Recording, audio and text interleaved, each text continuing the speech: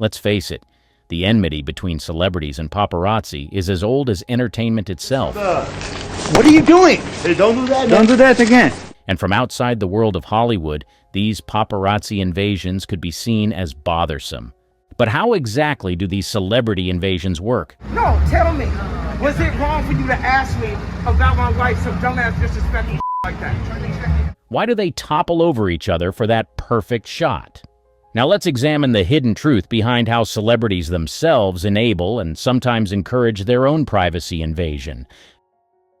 Behind the lens. Imagine waking up from the crack of dawn, your phone already buzzing with tips and rumors. The life of a paparazzo is anything but easy. It's a relentless pursuit that begins early and often ends late into the night. So let's call our paparazzo Jake. He's a seasoned pro who has been in the business for over a decade. His day starts at 5 a.m. He quickly scans his emails and text messages, looking for the latest tips on where celebrities might be spotted. Maybe someone saw Jennifer Aniston grabbing coffee at her favorite cafe, or perhaps there's a rumor that Brad Pitt is in town for a secret project. By 6 a.m., Jake is out the door, armed with his camera and a list of potential hotspots. He heads to the cafe where Jennifer Aniston was supposedly seen. He parks discreetly, trying to blend in with the morning crowd. Hours can pass without a single sighting, but the waiting game is part of the job. Patience is crucial.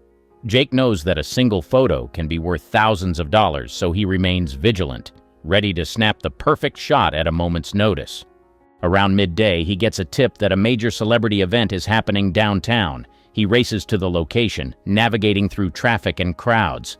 At the event, Jake jostles for position among other paparazzi, each vying for the best angle. It's chaotic and competitive, with photographers shouting over each other and cameras clicking incessantly. Amidst the frenzy, Jake captures a candid moment of a celebrity looking relaxed and happy, an image that tabloids and fans will love. By evening, Jake heads to a popular restaurant known for its celebrity clientele. He stations himself outside, hoping to catch a glimpse of the stars as they arrive or leave. It's a high-risk, high-reward situation. The lighting is poor, the crowds are thick, and security is tight. Yet, Jake manages to snap a few photos of a couple of A-listers, their faces illuminated by the restaurant's soft glow. His day doesn't end until late at night when he finally returns home, exhausted but satisfied. He uploads his photos, selects the best ones, and sends them off to various media outlets. Some will be published within hours, while others might be saved for a later date. Jake's work is never truly done, as he constantly monitors his phone for new tips and opportunities, ready to do it all over again the next day. Chasing the big shot. The drive behind the paparazzi profession lies not just in the thrill of the chase, but in the potential for significant financial rewards. A single photo can be worth thousands, sometimes even millions of dollars, making the pursuit of that one perfect shot a high-stakes game. Consider the case of Kevin Mazur, a renowned paparazzo who captured one of the most iconic images in Hollywood history: Madonna kissing Britney Spears at the 2003 MTV Video Music Awards. The photo was everywhere, appearing on magazine covers, newspapers, and online platforms worldwide. This single image, with its shocking and sensational nature, was reportedly worth up to $150,000. It wasn't just a picture, it was a cultural moment, and Mazur's quick reflexes and prime positioning paid off immensely. But not all paparazzi get such monumental shots. Most of the time, the daily grind involves snapping candid moments of celebrities doing mundane activities. A shot of Jennifer Aniston sipping coffee might fetch a few $100s, while a more scandalous or exclusive image could be worth thousands. The stakes are high because the financial rewards can be life-changing. Let's dive deeper into the economics behind these lucrative shots. Celebrities like Angelina Jolie and Brad Pitt, during their highly publicized relationship, were prime targets.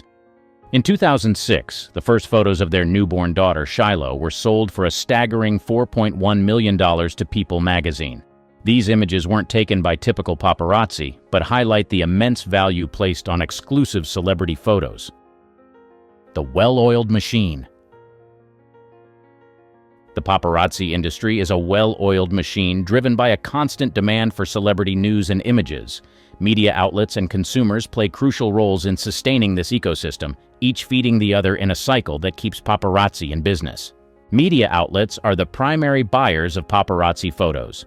Magazines, newspapers, websites, and TV shows all vie for the most compelling images to boost their readership and viewership. The more exclusive or sensational the photo, the higher the price they are willing to pay. Tabloids like National Enquirer, TMZ, and Daily Mail are notorious for paying top dollar for scandalous or intimate celebrity photos, often creating bidding wars that drive up the price. For instance, in the 2000s, Lindsay Lohan's tumultuous life was a goldmine for tabloids. Photos of her partying, getting into altercations, or even mundane shots of her shopping were in high demand. Each image fed the public's fascination with her, and tabloids were willing to pay substantial amounts to keep their readers engaged. A photo of Lohan stumbling out of a nightclub could sell for $15,000, while a more exclusive shot could go for much more. The consumers, ordinary people fascinated by celebrity culture, are the ultimate end of this chain. Their insatiable appetite for celebrity news drives the demand that media outlets strive to meet. When readers flock to a magazine cover featuring a scandalous celebrity photo, or when they click on a headline about a star's private life, they indirectly support the paparazzi industry. The more readers and viewers engage with this content, the more media outlets are willing to pay for new and exclusive photos. Consider the era of Paris Hilton and Nicole Richie in the early 2000s. Their reality show, The Simple Life, catapulted them to fame, and their every move became a source of public fascination. Paparazzi followed them relentlessly, capturing their glamorous and not-so-glamorous moments. The public's obsession with their lives kept tabloids and gossip websites flush with content, perpetuating the cycle of supply and demand. Even today, the Kardashian-Jenner family exemplifies this dynamic. Their reality TV empire and social media presence keep them perpetually in the public eye. Every photo of Kim Kardashian stepping out in a new outfit or Kylie Jenner showcasing her latest cosmetic line feeds the public's fascination. Paparazzi capitalize on this by capturing these moments, knowing that media outlets will pay top dollar to feature them, and consumers will eagerly lap it up. The moral dilemma. Fame is a double-edged sword. On one side, it brings adoration, wealth, and unparalleled opportunities. On the other, it strips away the veil of privacy, exposing celebrities to relentless scrutiny. This tension between public fascination and personal privacy is at the heart of the ethical debate surrounding paparazzi. Imagine Audrey Hepburn, a beloved icon of old Hollywood. Her grace and beauty captivated millions, yet she was intensely private. Hepburn's life off-screen was meant to be her sanctuary, a place where she could be herself away from the limelight. However, the public's insatiable curiosity often breached this sanctuary. Fans and media alike wanted to know everything about her, the details of her romances, the challenges she faced, even her moments of vulnerability. One striking example of this ethical quandary is the tragic case of Princess Diana. As the people's princess, Diana was adored worldwide. Her every move was followed by a media frenzy, with paparazzi desperate to capture her most candid moments. Diana herself acknowledged the invasive nature of this attention, famously stating, "The media is unbelievably powerful. They can make the unloved loved and the loved unloved." The constant pursuit by paparazzi created a suffocating atmosphere, leaving Diana with little room to breathe. The public's right to know clashed violently with her right to privacy. This tension reached a devastating climax on August 31, 1997, when Diana's car, pursued by paparazzi, crashed in a Paris tunnel, leading to her untimely death. The tragedy highlighted the dire consequences of crossing the line between public interest and personal privacy. Paparazzi invasion, the hidden truth. Contrary to popular belief, the relationship between celebrities and paparazzi isn't always adversarial. Behind the scenes, a surprising amount of collaboration happens, with celebrities and photographers engaging in a symbiotic relationship that benefits both parties. This collusion is often orchestrated to ensure that celebrities remain in the public eye, a vital aspect of maintaining and boosting their careers. Take the case of Kim Kardashian, one of the most photographed women in the world. It's widely known that Kardashian and her family often tip off paparazzi about their whereabouts. These orchestrated encounters guarantee that flattering images of her are circulated in the media, keeping her brand vibrant and relevant. By controlling when and how she is photographed, Kardashian can ensure that the public sees her at her best, maintaining her image and influence. Another example is Paris Hilton. In the early 2000s, Hilton was a master at leveraging paparazzi to her advantage. She often tipped off photographers about her plans, ensuring they captured her in her glamorous party girl persona. This not only kept her in the headlines, but also fueled her brand as a socialite and trendsetter. Hilton's collaboration with paparazzi was a calculated move to maintain her public image and stay relevant in a highly competitive entertainment industry. The cooperation between celebrities and paparazzi can also be seen in the rise of candids that look too perfect to be accidental. These staged moments are carefully curated to appear spontaneous, providing the public with seemingly intimate glimpses into the celebrities' lives. For instance, when a star is seen casually shopping, enjoying a day at the beach, or taking a stroll in the park, there's a good chance the moment was prearranged. Publicity stunts and paparazzi. Publicity stunts are another facet of the intricate dance between celebrities and paparazzi, where the lines between genuine invasion of privacy and deliberate collaboration become increasingly blurred. These orchestrated photo opportunities are designed to generate buzz, steer public opinion, or even distract from negative press.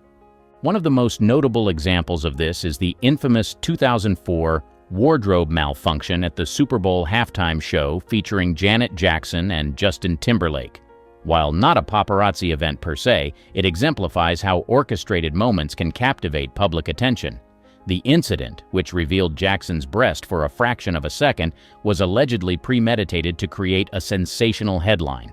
The media frenzy that followed overshadowed other news, showcasing how a calculated move could dominate the public discourse.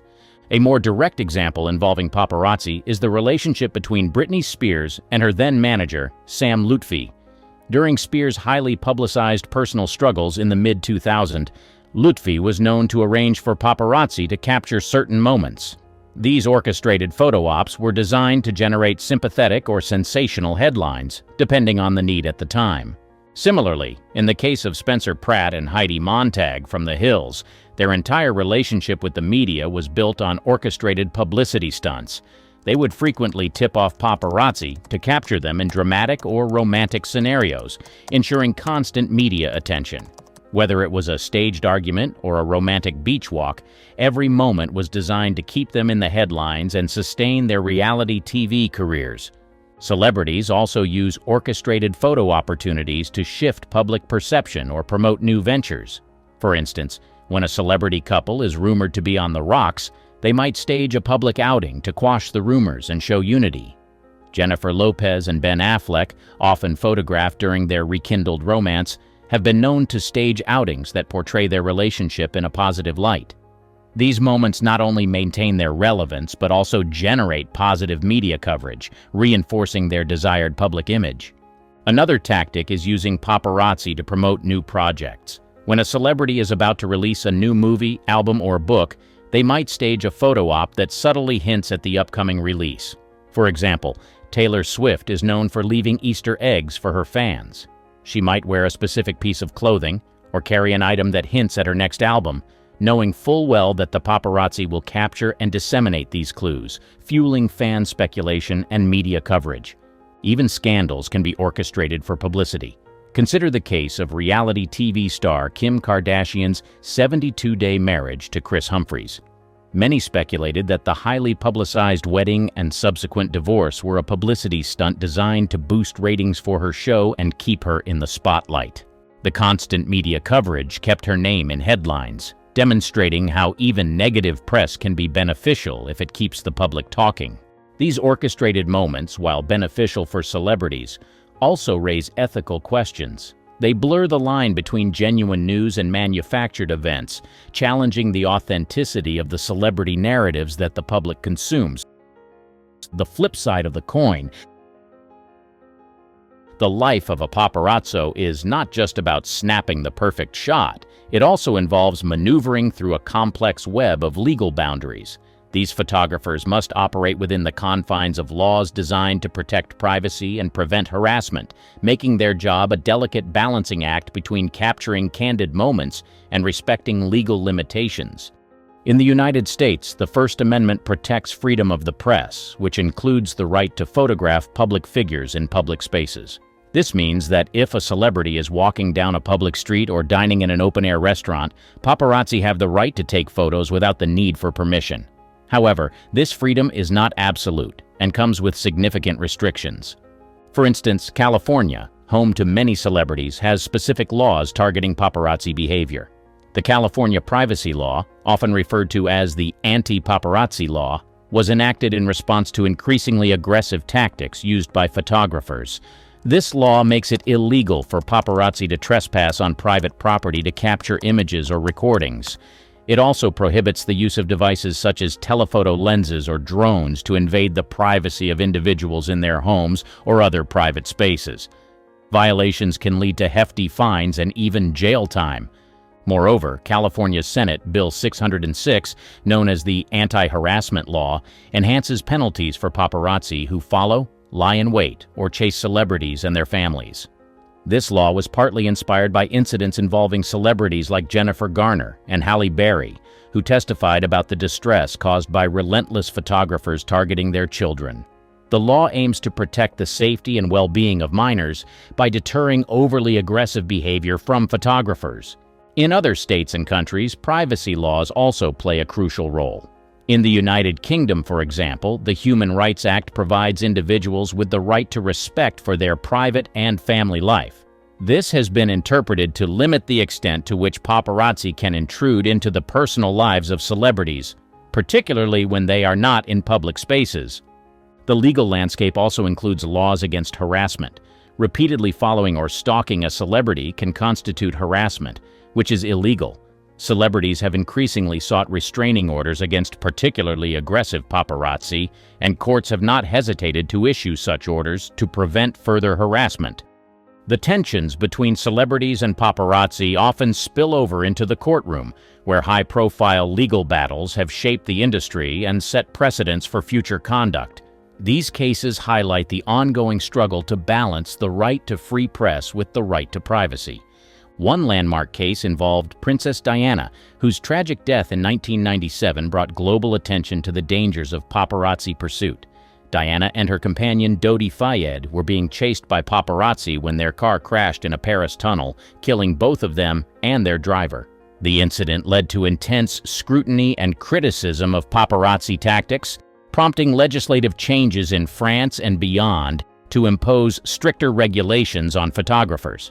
Another significant case was that of Britney Spears, whose turbulent personal life made her a prime target for paparazzi in the mid-2000s. Spears' struggles, including her infamous head-shaving incident and subsequent breakdown, were relentlessly documented by photographers. The constant harassment led to several physical altercations between Spears and paparazzi, resulting in lawsuits and restraining orders. These events underscored the need for better protections for individuals facing relentless media scrutiny. Jennifer Aniston, a perennial paparazzi target, also fought back through the legal system. In 2005, she sued a paparazzo who had used a telephoto lens to take topless photos of her in her backyard. Aniston won the case, and the photographer was ordered to pay damages and destroy the photos. This case highlighted the invasiveness of certain paparazzi tactics and reinforced the need for privacy, even for public figures. One of the more recent legal battles involved the Duke and Duchess of Sussex, Prince Harry and Meghan Markle. The couple sued a photo agency for taking unauthorized photos of their son Archie at their home. They won the case, and the agency agreed to cease distributing the images and return the originals. This case set a significant precedent for protecting the privacy of public figures and their families, especially children.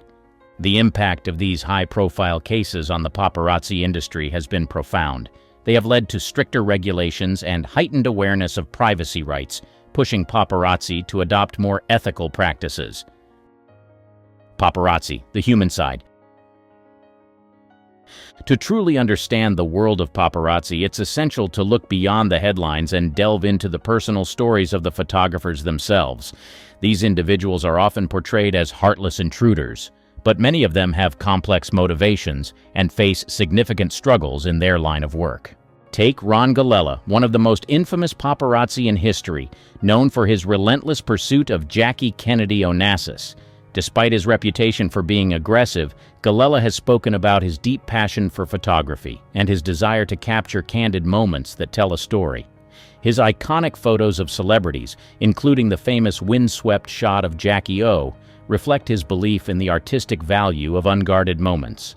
Galella's work, while controversial, underscores a dedication to his craft that goes beyond mere intrusion.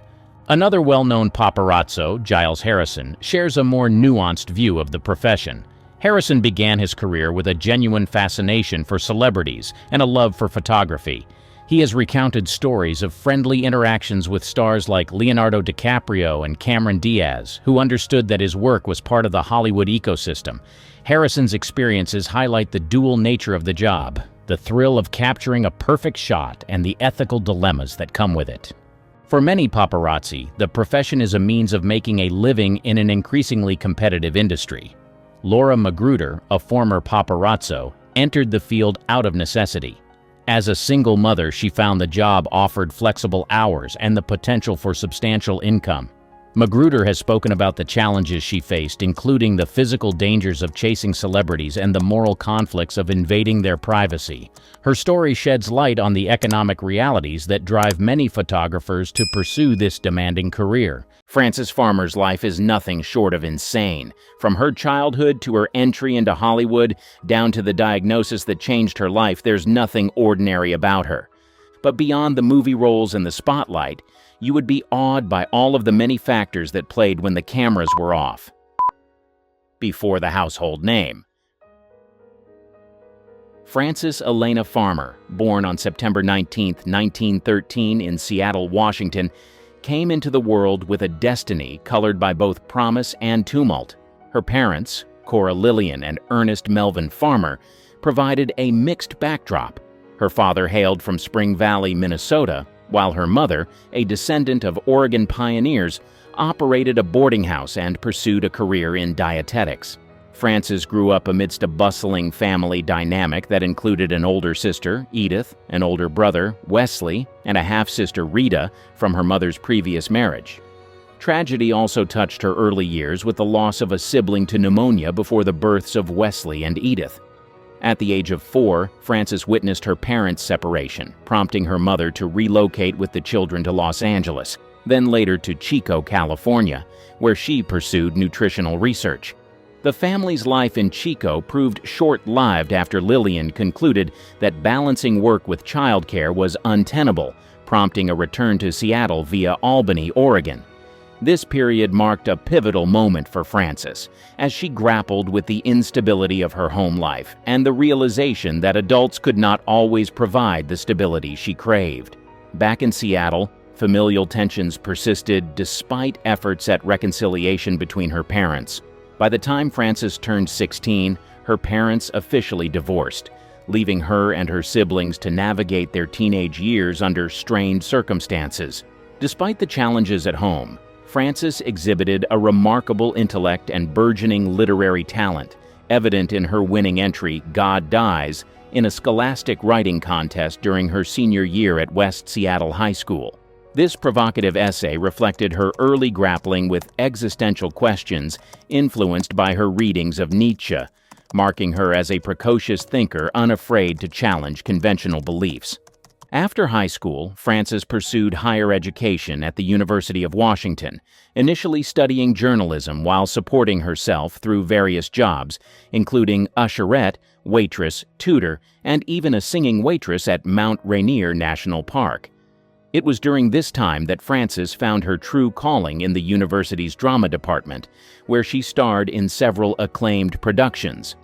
Her talent and dedication earned her recognition both on campus and in local press reviews, setting the stage for a promising career in theater and film. In retrospect, one may see that such a background and childhood could serve as ingredients for success in the Hollywood industry. Frances was put on a path where she would learn all that needed to be learned so she could eventually showcase it and use the tools later in life. Did this happen? Or is this yet another story that doesn't quite pan out the way they'd hoped? Journey into Hollywood.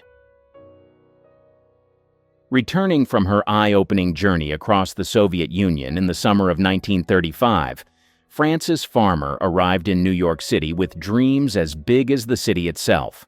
But that's not all. Fate had a Hollywood twist waiting just around the corner.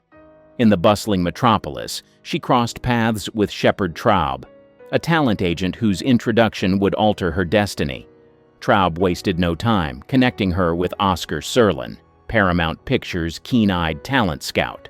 Serlin, impressed by Farmer's raw talent and magnetic presence, promptly arranged a screen test that would prove to be her ticket to stardom.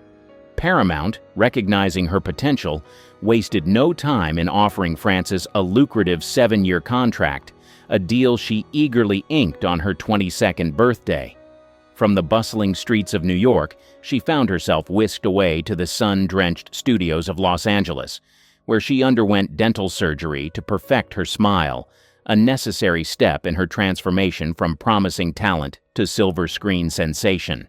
In November 1935, Frances Farmer made her debut in Too Many Parents, a breezy comedy that charmed audiences and set the stage for her ascent. But here's where it gets interesting. Just months later, love blossomed on the Paramount lot when she married fellow contract player Leif Erikson. Their union added a layer of personal intrigue to Frances's burgeoning career, which continued to soar with her next role in the drama Border Flight. However, 1936 proved to be a pivotal year as Frances Farmer earned her stripes in Hollywood's upper echelons. Cast opposite Bing Crosby in Rhythm on the Range, she found herself starstruck by her co-star, confessing to a long-standing crush that made their on-screen chemistry all the more electrifying. The film's success catapulted her into the limelight, prompting Paramount's head honcho Adolf Zukor to remind her of the responsibilities that came with stardom, a role she was reluctant to play. Despite her rising fame, Frances remained defiant, opting to spend her days in Laurel Canyon with Leif rather than hobnobbing at Hollywood soirees. Paramount, eager to capitalize on her nonconformist charm, dubbed her the star who would not go Hollywood, a moniker that only enhanced her mystique and allure. Despite all of these, Frances Farmer's journey was not without its storms. Lent to Samuel Goldwyn for Come and Get It, she found herself sinking in behind-the-scenes drama, clashing fiercely with director William Wyler. Their terrible relationship on set mirrored her internal struggle against Hollywood's attempts to mold her into a marketable commodity. But despite Wyler's scathing remarks, Frances's performance shone brightly, earning accolades that likened her to the enigmatic Greta Garbo. Regardless, the roller coaster of fame continued in 1937 when Frances was loaned to RKO for The Toast of New York, opposite Cary Grant. Here, she faced another battle against studio meddling, resisting efforts to soften her character's edge. Frances's rebellious spirit sparked clashes with director Roland V. Lee and drew skeptical gazes from the press, unyielding in her quest to maintain authenticity in an industry built on illusion. Already, it didn't take a genius to realize that working in the studios was far more chaotic than she thought. She was a very strong individual with strong opinions and ideals, but that didn't matter to most of the directors she worked with. All they wanted was to mold her and turn her into exactly what they wanted. Now, some other actresses would easily go along with this, but not Farmer. She would rather leave the studio than be treated like a commodity. Studio to theater transition.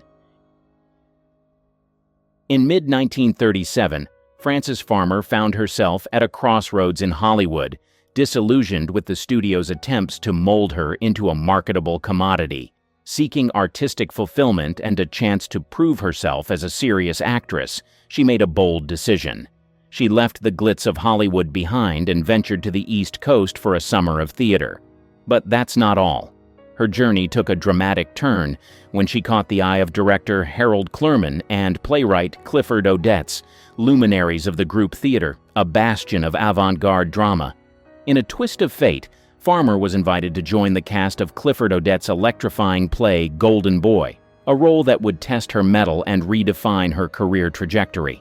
The play opened to mixed reviews, with skeptics questioning her casting. However, Farmer's undeniable box office appeal turned Golden Boy into the group theater's most successful production to date, silencing critics and solidifying her status as a powerhouse on the stage. But here's where it gets interesting. Amidst the whirlwind of success, Frances found herself entangled in a passionate affair with Clifford Odets, despite his marriage to actress Louise Rayner. Their relationship, fueled by artistic fervor and emotional intensity, seemed destined for the spotlight. However, the abrupt end of their affair left Frances reeling, feeling betrayed by the theatrical world she had embraced. Her disillusionment deepened when another actress was chosen over her for the London run of Golden Boy, leading her to question the true motives behind the group theater's decisions. Despite her emotional turmoil, Frances Farmer returned to Los Angeles, where she starred alongside her husband Leif Erikson in Ride a Crooked Mile, 1938.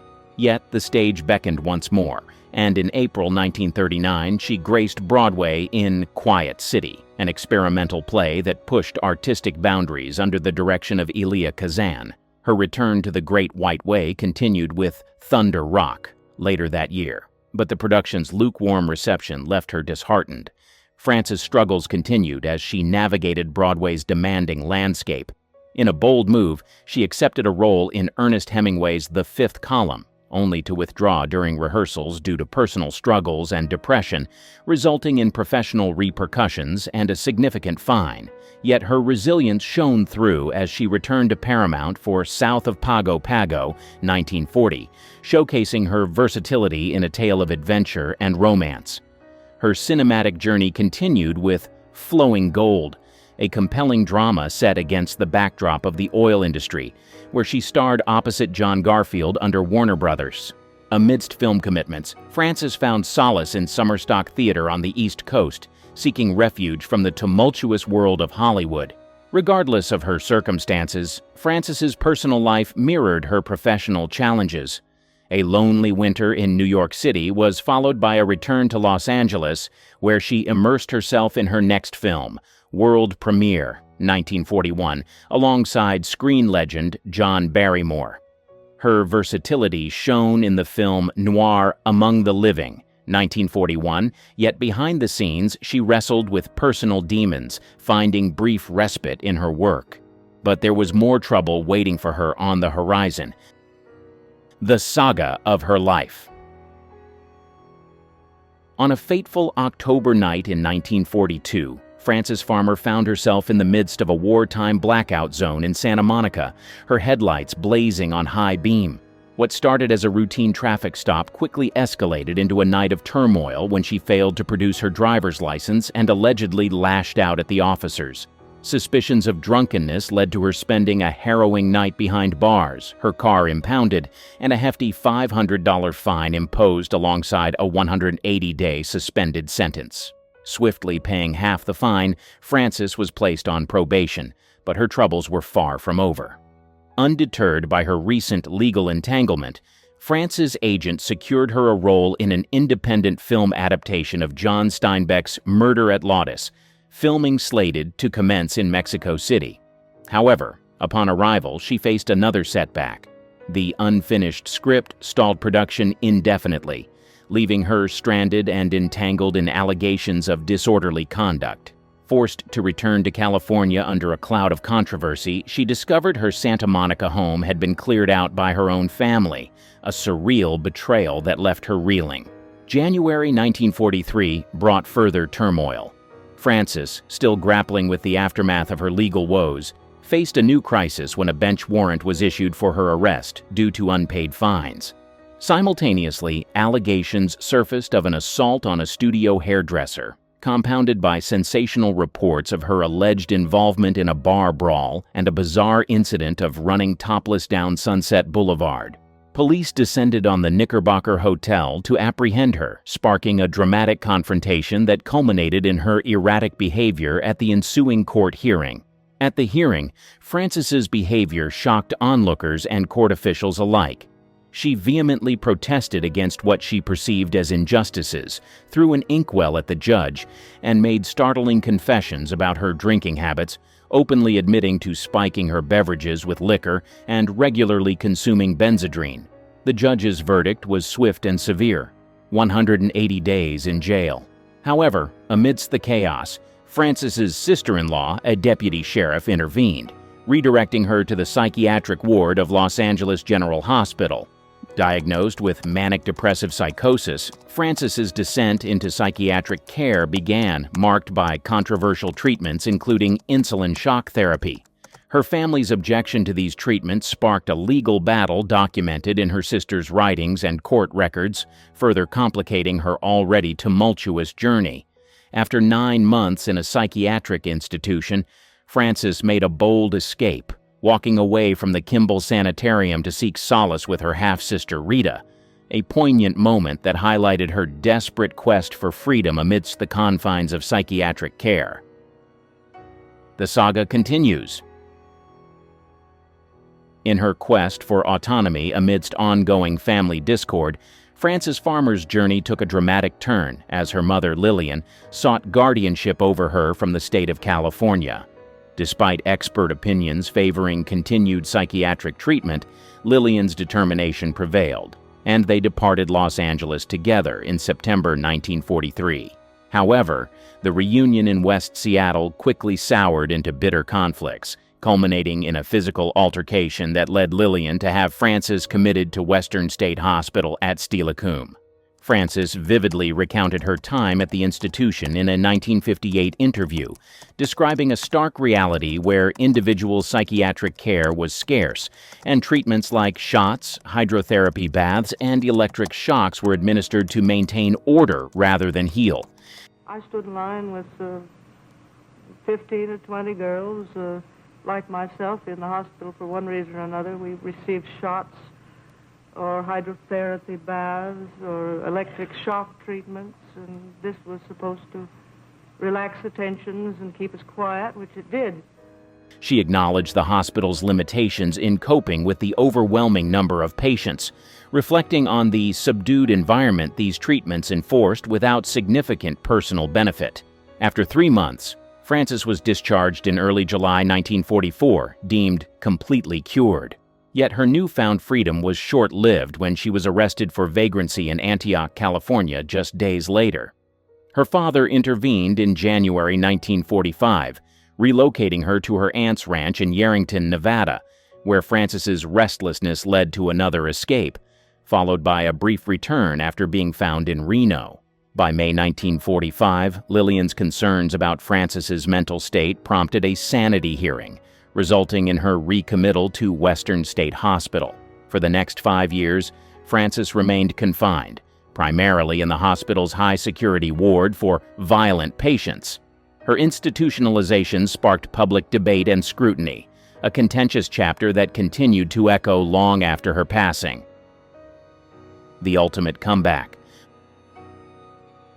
On March 23, 1950, Frances Farmer was paroled into her mother's care at the request of her parents. A year later, on March 25, 1951, she was formally discharged from Western State Hospital, although she remained unaware of this for 2 years, fearing she might be recommitted at any moment. When she discovered her discharge in June 1953, Frances successfully petitioned the Superior Court to lift her mother's conservatorship. Regaining her freedom, Frances took a job at the Olympic Hotel in Seattle, where she had once been celebrated during the premiere of Come and Get It in 1936. It was there that a co-worker arranged a blind date for her with Alfred H. Lobley, a city utility worker, whom she married in April 1954. Initially, they lived with Frances's aging and ailing mother, Lillian. After Lillian was moved to a nursing home, Frances's marriage to Lobley began to falter. During this turbulent period, Frances remained distant from her sister until Lillian's passing from a stroke in March 1955. After their mother's death, her sister Edith relocated to Portland, Oregon, to be closer to their father, who also passed away from stroke on July 15, 1956. Frances and Edith sporadically corresponded during this time and even spent an afternoon together at the Grotto in Portland. reminiscing about their past. In late 1957, Frances separated from Lobley and moved to Eureka, California, where she found work as a bookkeeper and secretary at a commercial photo studio. It was in Eureka that she met Leland C. Mikesell, a broadcast promoter, and they soon began a romantic relationship. Mikesell saw potential for Frances's comeback, and they eventually married in 1958 after moving to San Francisco, where Frances briefly worked as a hotel clerk. Frances's reflections on her life, as shared in a December 1957 interview with Modern Screen, highlighted her struggles and the decisions that had shaped her.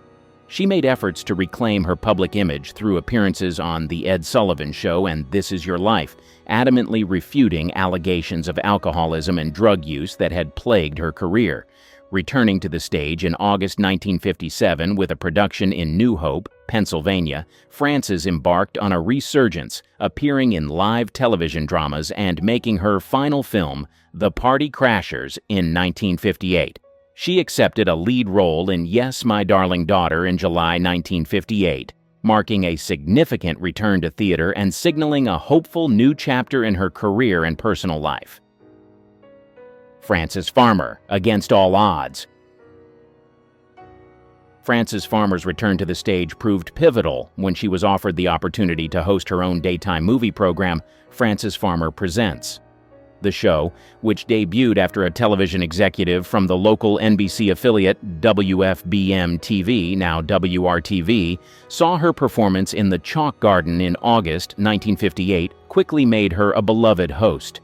Known for her amiable demeanor, Frances became popular among viewers and was even recognized as a local businesswoman of the year, receiving an award for her contributions. However, by March 1959, national reports indicated trouble in her personal life as she separated from Leland C. Mikesell, who subsequently sued her for breach of contract. That same year, Frances found companionship and support with Janira Jean Ratcliffe, a widow from Indianapolis with whom she moved in. In 1962, Frances returned to acting with a role in Purdue University's production of Anton Chekhov's The Seagull. The following year, her divorce from Mikesell was finalized in Indianapolis, marking a significant personal transition. Despite her successes, Frances Farmer Presents came to an abrupt end in the summer of 1964. Initially fired by the station's general manager in April, Frances was rehired 2 months later, only to be permanently dismissed by late August or early September, reportedly due to concerns over her alleged drinking habits. Undeterred, Frances continued her theatrical pursuits, accepting roles in Purdue summer theater productions like Ketty Frings's Look Homeward, Angel. In 1965, she portrayed Claire Zachanassian in Purdue's production of Friedrich Dürrenmatt's The Visit, described as a departure from the slick adaptations seen elsewhere. Playing a character both charming and ominous, Frances brought a unique intensity to the role, which resonated deeply with audiences. During the run of The Visit, Frances was involved in a notable incident, a drunk driving crash that drew media attention. Reflecting on the event, Frances humorously recounted how she momentarily slipped into her character's persona, embodying the role of the eccentric Zachanassian with her characteristic flair. Despite the scandal, the incident only seemed to enhance her theatrical mystique, as the next night's performance sold out completely. For Frances, this marked a significant moment in her career. Though initially reluctant to return to the stage, she was moved by the audience's overwhelming support and applause, viewing it as a validation of her talent and resilience. Admired by millions, yet fully known by few, prepare to uncover the layers of a woman who defied the script of a typical star. This is Susan Sarandon, and she never wanted to become an actress. You know how lots of actors dream of strutting their stuff on stage or hitting the big screen? Well, Susan Sarandon, the Academy Award champ, isn't one of those folks. Nope, she never planned on being an actor. According to her, the first wild idea she can remember was wanting to be an ocean wave. Yeah, she's not sure what that was about either, but showbiz, that was totally not on her radar. Sure, she dipped her toes into the occasional school play, but she'll be the first to admit that she sucked at it. The arts didn't really grab her until college at the Catholic University of America. She was hustling her way through college, manning the drama department's switchboard. Then, out of the blue, they threw her into some Shakespeare gig as a lady-in-waiting. She strolls across the stage, and just like that, people notice her. She did not have a major role or anything, but there was something about her that others were drawn to. But it wasn't until after she tied the knot with her college sweetheart, Chris Sarandon, that things got a bit star-studded.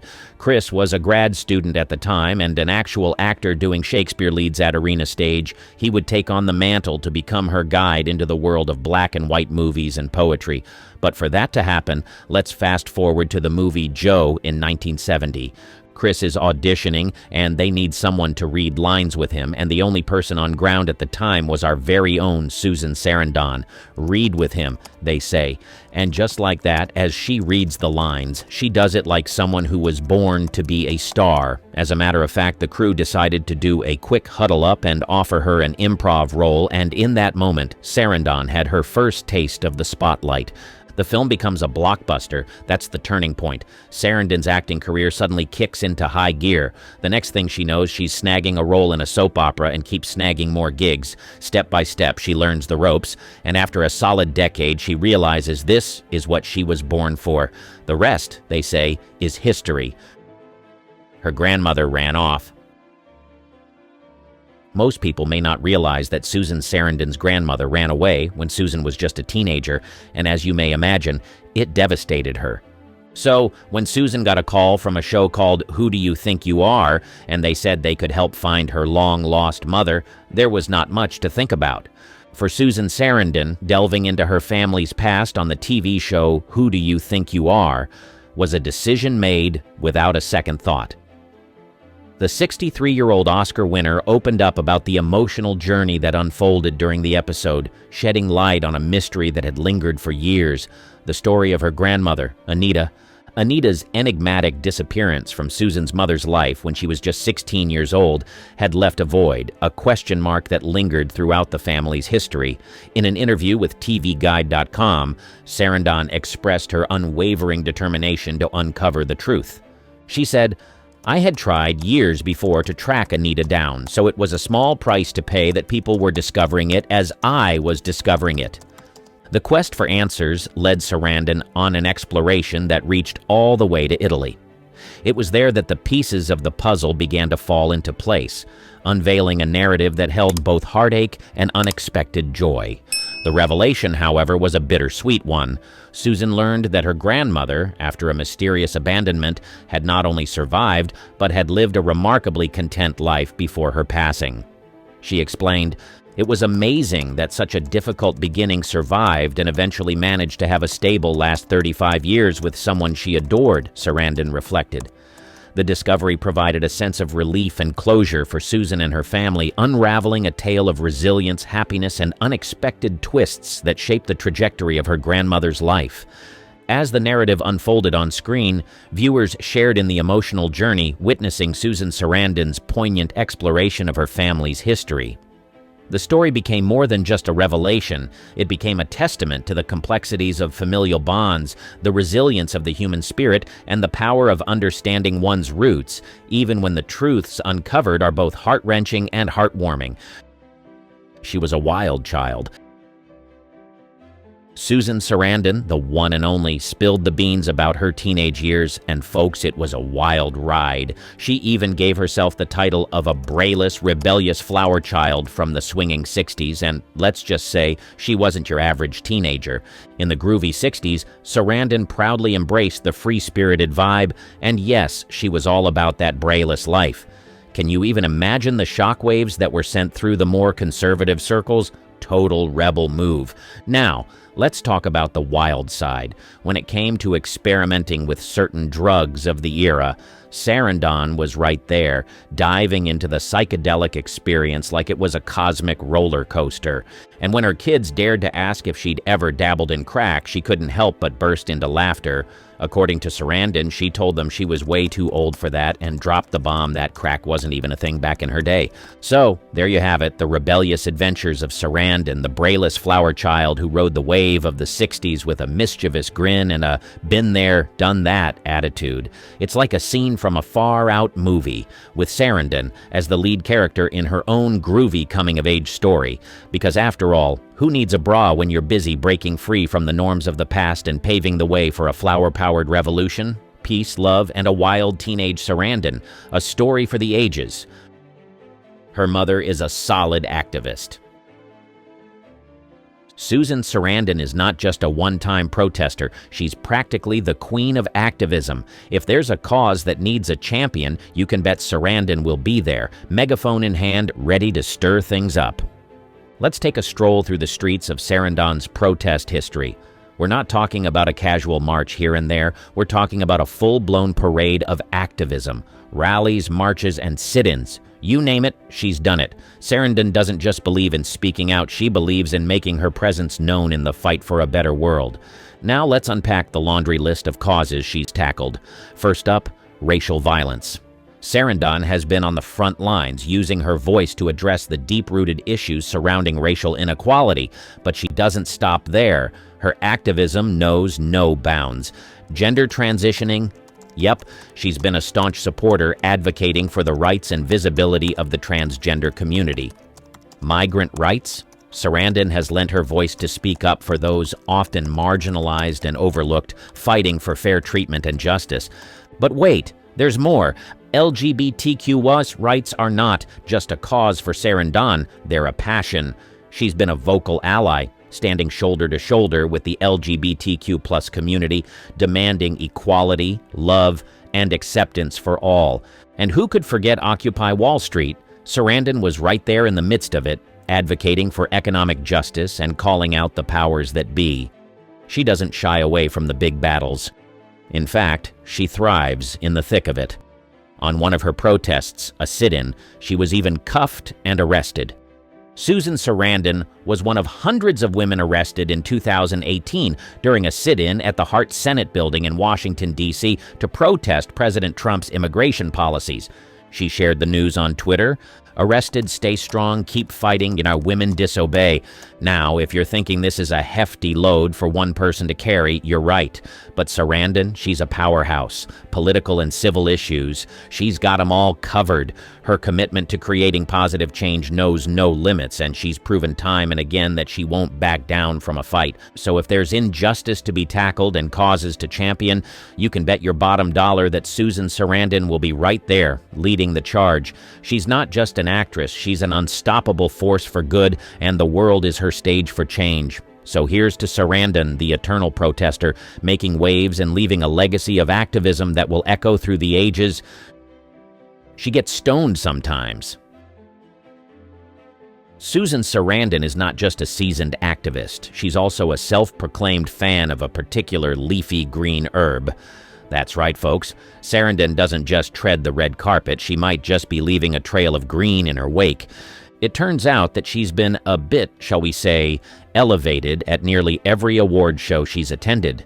Sarandon, rocking the glamorous gowns, flashing those award-winning smiles, all while riding a wave of a certain green herb's influence. But there's one exception, the Oscars. Why, you ask? Well, no one wants to risk turning the Academy Awards into an impromptu reenactment of Jeff Spicoli's finest moments. The revelation that Sarandon has danced through various award ceremonies with a touch of herbal inspiration is a testament to her unapologetic, carefree spirit. It's like she's sprinkling a bit of her rebellious 60s flower child energy onto the glitzy Hollywood scene. Imagine the Golden Globes, Emmys, or SAG Awards. Sarandon's secret green companion is right there with her, adding a sprinkle of relaxation to the high-stakes atmosphere.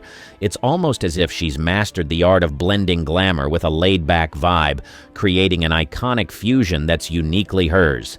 Now let's not forget the Oscars, the granddaddy of all awards shows. The one place where Sarandon keeps her feet firmly on the ground, because as much as we'd all love to witness a chilled-out Oscars night, the Academy might not be ready for the whirlwind of spontaneity that could ensue.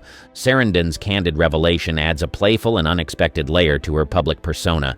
It's like finding out your favorite movie character has a quirky hobby, endearing, surprising, and undeniably human.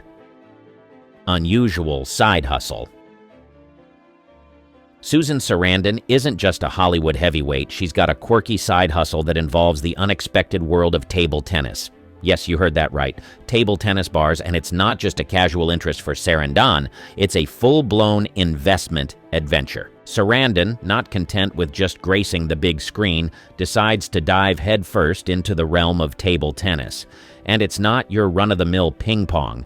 It's a chain of table tennis bars, a concept that's as surprising as it is intriguing. It all started with the grand opening of Spin New York in June 2009. Sarandon, with her finger on the pulse of what's cool, decided to bring the joy of table tennis to the masses. It's like a quirky dream turned into reality, with Sarandon as the unlikely captain of the ping-pong revolution. Now imagine stepping into Spin New York, a haven for table tennis enthusiasts and casual players alike. The clatter of paddles, the bounce of balls, and the occasional cheers. It's a symphony of sporting fun. And guess what? Sarandon is not just a silent partner in this venture. She's the mastermind behind the scenes, making table tennis cool again. But here's where the plot thickens. Sarandon's connection to Spin New York goes beyond business. She dated the man in charge, Jonathan Bricklin, for a whopping 5 years. That's right, folks. Not only did she invest in the table tennis craze, but she also had a personal stake in the man running the show.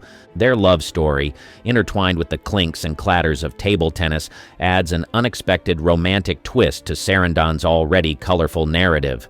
It's like a Hollywood script where the leading lady not only conquers the big screen but also dominates the ping-pong arena. She once worked as a cleaner. Susan Sarandon's journey to Hollywood stardom wasn't paved with red carpets. It was a winding road that involved a buffet of humble pies. Before she claimed her spot in the limelight, Sarandon donned multiple hats, and we're not just talking about the glamorous ones. Sarandon, long before she became a household name, rolling up her sleeves and diving into the world of odd jobs. Haircutting? Check.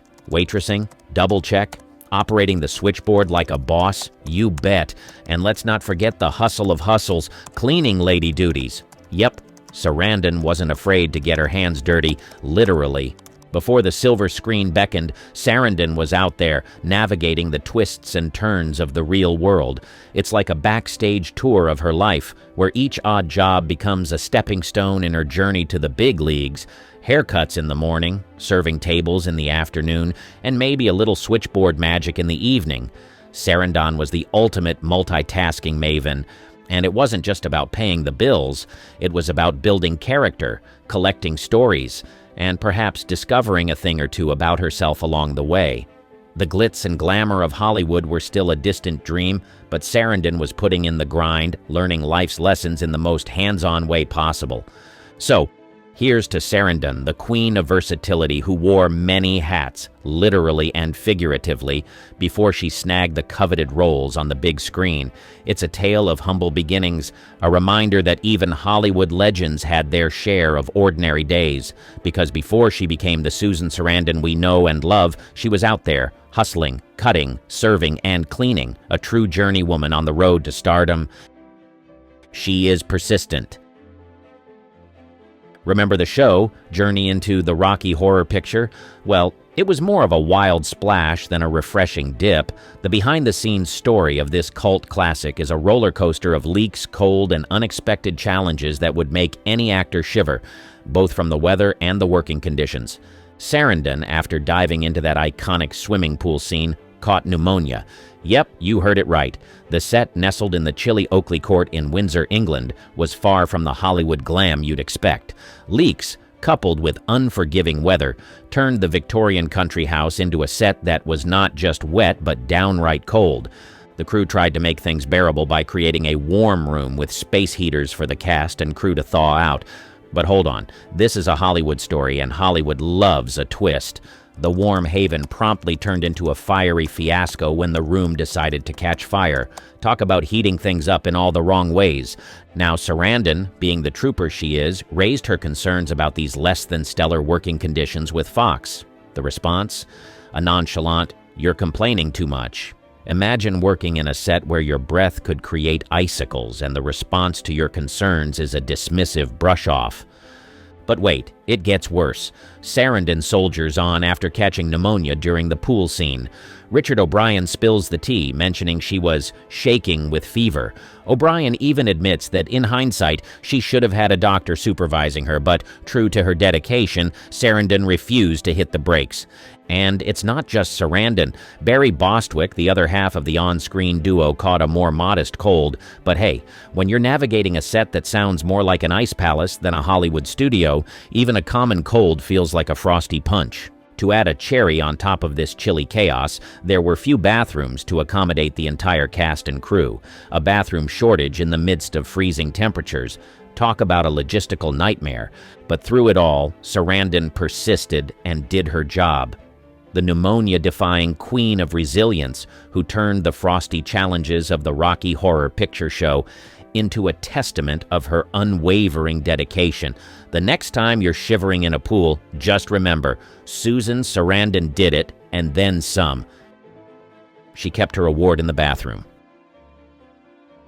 Susan Sarandon and her Academy Award for Best Actress in Dead Man Walking. Turns out, the coveted Oscar had a VIP spot in her house, and it wasn't the glamorous display case you might imagine. Picture this. Sarandon, the proud owner of one shiny golden Oscar, decided to give it a unique home, the guest bathroom. Instead of gracing the mantle or basking in the spotlight of a grand display, this little golden guy found its cozy nook right next to the guest towels. For years, guests visiting Sarandon's abode were met not just by the warmth of hospitality, but also the glint of that Best Actress Oscar hanging out casually in the bathroom. It's a Hollywood tale with a humorous twist. Imagine the surprise on a visitor's face when they go to freshen up and find themselves face-to-face with an Oscar statuette. It's not your typical bathroom decor, but then again, Sarandon isn't your typical Hollywood star. So why the bathroom? Perhaps it was a touch of playful irreverence, a reminder that even the highest accolades can have a sense of humor, or maybe Sarandon just thought the Oscar deserved a front-row seat to witness the candid moments of daily life, a silent witness to the comings and goings of guests. Eventually, the Oscar may have found a more conventional spot in the house, but for those years in the guest bathroom, it added a sprinkle of Hollywood magic to the most ordinary of spaces. It's a reminder that even in the world of glitz and glamour, sometimes the most treasured accolades find solace in the unlikeliest corners. She has a thing for younger men. Get ready for a plot twist in the love saga of Susan Sarandon and Tim Robbins. In the summer of 2009, a quiet storm brewed, leading to a seismic shift in their 21-year partnership. The surprising part?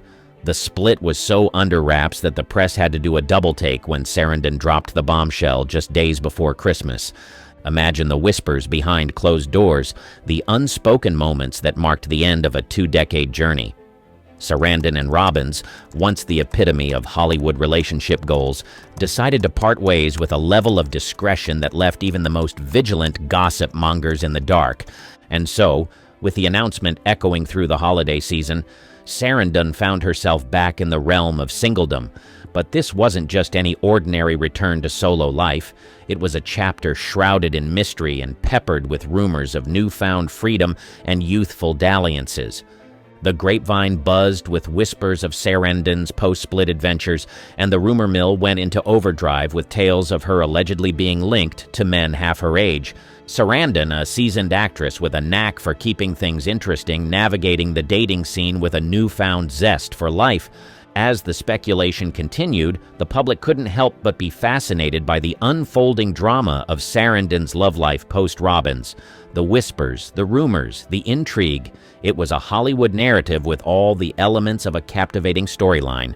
The beauty of Sarandon's journey lies not just in the quiet unraveling of a long-standing relationship, but in the way she embraced the unknown with grace and a touch of scandalous charm.